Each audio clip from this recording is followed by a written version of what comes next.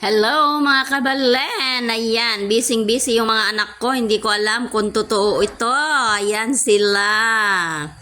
Yan, si Bunso. May exam daw bukas. Sabi ko, wag hawak ng cellphone. Pero cellphone pa rin ang hawak.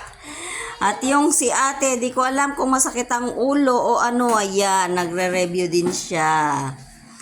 Busy, pero hindi ko alam kung totoo ito. Totoo nga ba yan? Ayan, napakaseryoso. So, kayo na lang po ang bahalang humusga kung anong ginagawa nila, kung totoo ba ito o hindi. Bunso, harap. Hang hindi humarap, pangit. Pangit daw po siya, ayaw humarap. So, yan lamang po. Maraming salamat. Bye-bye. Ayan po sila. Ayaw magsipagharap. Mga pangit kasi sila eh. Ayan, manang-mana sa ama, pangit. Okay po, bye-bye. Thank you. Ayan, tumawas pa panganay. Kasi pangit din siya, mana sa ama. Ayan. Thank you. God bless po and bye-bye.